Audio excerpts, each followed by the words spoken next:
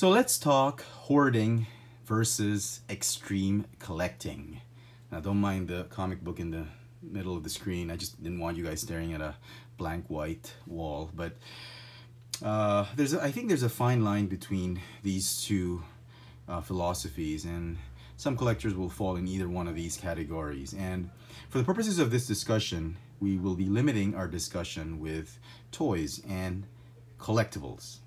So let's get started. First thing we got to find out is the technical definition of hoarding. Hoarding is just the practice of collecting or amassing or accumulating something, maybe a commodity or any particular item. And usually it's done for selfish reasons or for psychological reasons. That's basic dictionary definition. Now, we got to understand what the reasons are for hoarding toys or collectibles, and there are various reasons. I can think of about 5, and after which we'll talk about some final thoughts or some takeaways by understanding these reasons. So the first reason I can think of for hoarding is to scalp. Scalpers usually just want to flip things or make a buck. That's the most basic reason for hoarding. You want to get something that's highly in demand, and whether it's scarce or in abundant quantities, you want to get it so you can flip it and sell it for a profit. That's essentially what the basic reason for hoarding for most unscrupulous collectors, which is a very selfish reason, and I think most of us will understand why they're doing it. The second reason I can think of is army building. Now, this reason is a little bit controversial because I understand that, you know, you can't just buy one stormtrooper, one Hydra soldier, one AM soldier. You can't just buy one Decepticon drone or a stormtrooper and whatnot, or even the Stepford cuckoos. I mean, understandable. If a character appears multiple times, like the clones or stormtroopers, it's natural to buy more than just one. But when is enough? When is army building enough? And when is it hoarding? I mean, stormtroopers, if you're not really building a diorama, I don't think you need 1,000 stormtroopers in your collection. I mean, and there are underlying issues which we'll talk about later in the end of the video, why people collect more than what they need. I think limits should be set with army building, I mean, beyond reason. And a lot of times it's a very gray area. What is a big enough army? What is enough and what is limited? So, for instance, the Stepford cuckoos, 3, 5, I mean, do you really need 10 or 1,000? I mean, surely nobody's going to army build Captain Americas. I mean, you get the idea. A third reason that I can think of why people resort to hoarding is they get something a bit of like a high. It's like a drug when they get a particular toy. For instance, once you find a toy that you've been looking for instance, Luke Skywalker or Dr. Doom, you get this surge of endorphins and dopamine and serotonin in your system, and you get that high. And naturally, any decent human being would want to repeat that experience. It's like eating ice cream. You get a high out of eating ice cream or cake or something you like, your favorite food. There's always that pleasurable feeling once you experience it. The same thing is when you buy a toy that you really like.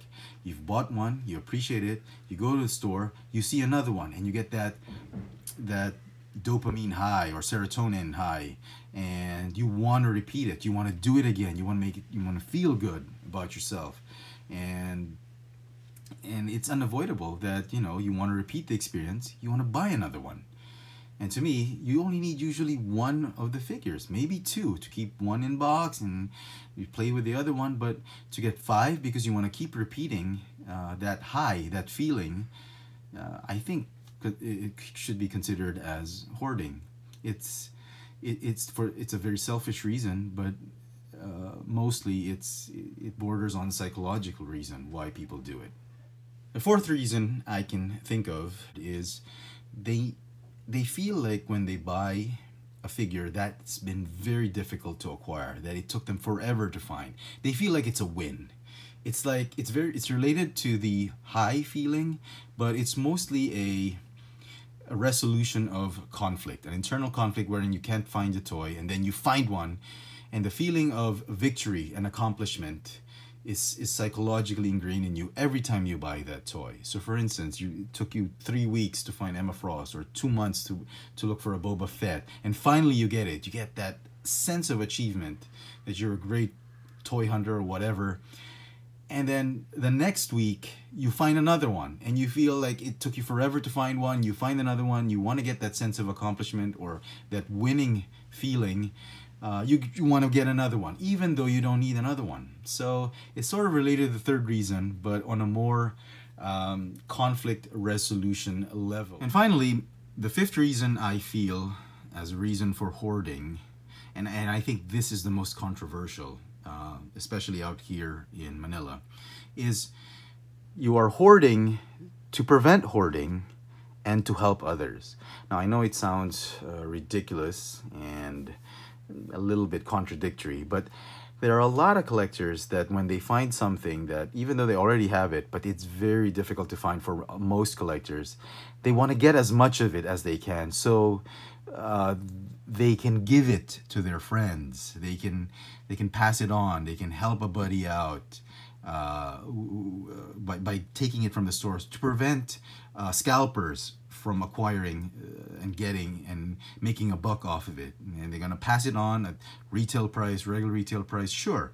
But to me, I think that's still hoarding, because what about the others, the greater population of collectors who are not your friends? I don't think you're friends with every single collector. How about those people who really invested, planned their schedules to really go out hunting for this particular toy or this particular action figure or collectible?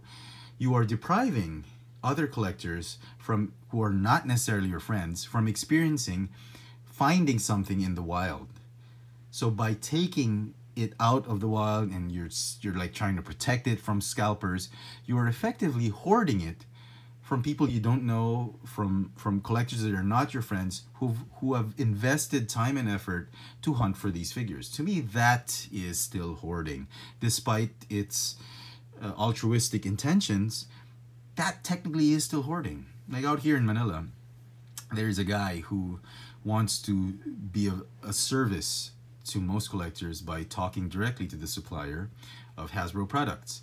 And let's say Optimus Prime is in demand. He's going to get all the Optimus Prime from the warehouse. And naturally, the cases where these figures are from will be missing Optimus Primes. There'll be a lot of Rampages and a lot of Astro Trains that the local distributor will just be delivering to toy stores like Toys R Us, Landmark, Toy Kingdom. And once the merchandisers, the consigners open it up, it's missing Optimus Primes. And he's saying like, okay, I'm doing this for collectors, so you guys just come to me, I'll meet you somewhere and I can give it to you at retail price. To me, that's absolute horse crap. Because what about the people whom you don't know? I mean, for people to get the toy they want, they have to kneel down and come meet you, even if they're complete strangers, they don't even know you? I mean, to me, that's ridiculous. Why are you depriving people of hunting for their toys and finding toys in the wild? So, despite being altruistic, I think the effect is pretty negative, in the sense that you are depriving a lot of collectors that experience of finding the toy in a retail place, in the official, legitimate retail place where toys should be sold. Toys aren't supposed to be done or bought in parking lots and all that, unless it's from your personal collection. Unless you've got an extra or you're trying to get rid of your collection, sure. You don't have a physical store, why don't you go out and meet somewhere in a mall, a parking area, or go to a person's house? Fine. But if it's an actual legitimate product that's supposed to be on retail, and you go ahead of the supply chain, You go talk to the wholesaler, and because you're friends with the owner of the distributor, and you try and get it from the beginning of the supply chain. I think that's hoarding to me in its most basic definition. Okay, now let's try and address and try and solve and maybe try and get something out of this whole practice of hoarding.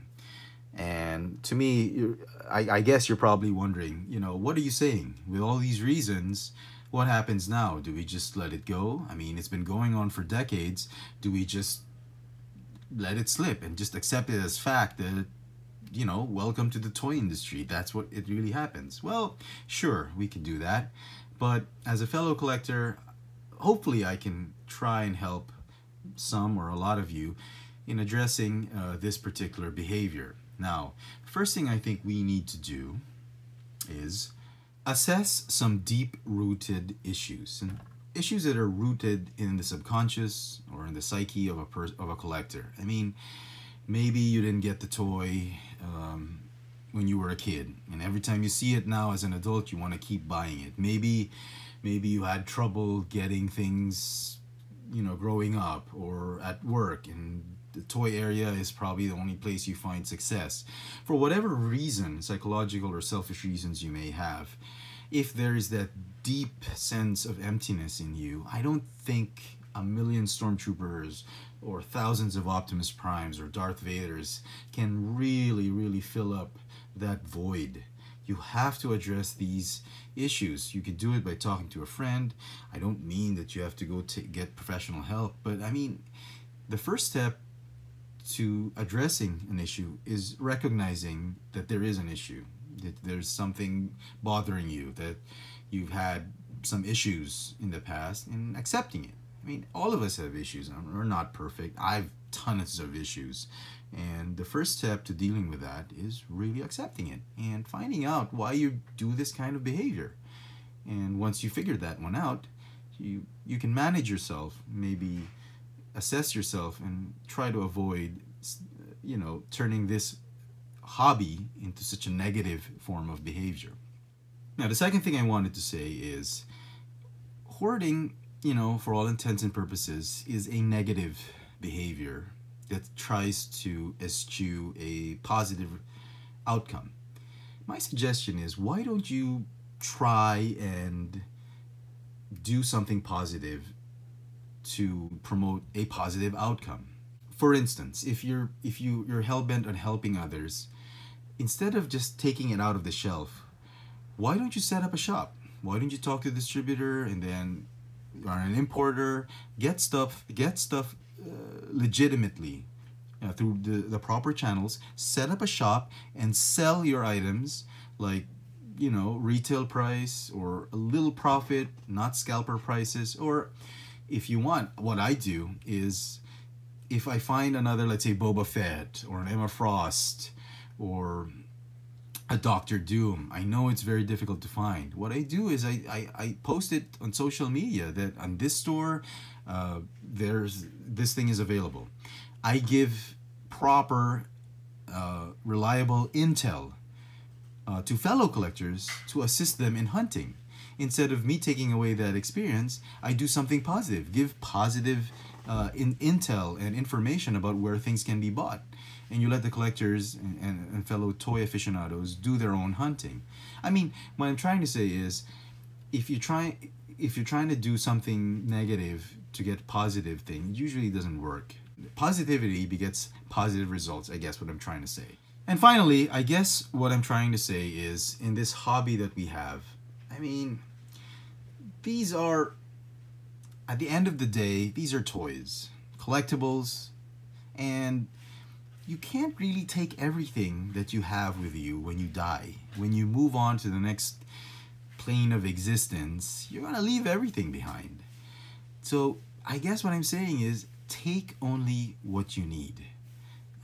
Don't deprive others of the same experience that you receive, that you get when you're hunting down toys, when you're buying a toy, or when you're collecting, when you're army building, whatever. Take only what you need for the moment and what you really need. Assess whether you really need something, or how much Stormtroopers do you need, how much Darth Vaders do you need, how much Optimus Primes do you need.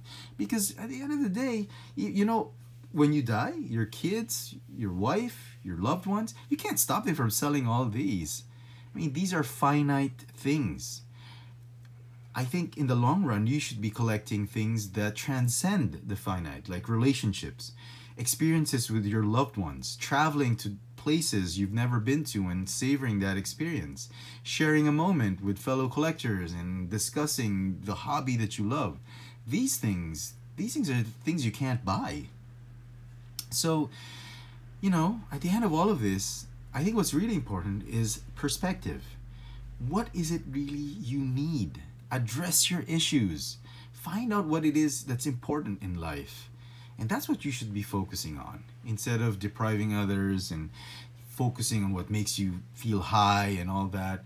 There are a lot more important things in life than maybe even this hobby. I mean, if you don't get the latest Optimus Prime for the next 2-3 months, you're not gonna die. You don't get the Darth Vader you've been looking for when you were a kid. Sure, it sucks. I mean, everybody else has it. You don't have the Captain America with the Mjolnir. It sucks, sure, but you're not gonna die. Life goes on. These are just bits and pieces of plastic that you can't take with you when you're gone. So there you go, folks. I sincerely hope I've sort of helped some of you, maybe I'm hoping a lot of you, in trying to make the most out of this hobby. Because if you're not really enjoying this hobby, if you feel so negative most of the time, then maybe you're not doing it correctly, or maybe you're in the wrong hobby. I hope you've enjoyed this little video review. If you did, please let me know what you think about this kind of behavior or this kind of occurrences in the toy collecting community. Hit me up in the comment section below and hit that notification bell so you never miss out on any of my latest video reviews. So this has been my little discussion on hoarding versus extreme collecting. Thanks for watching.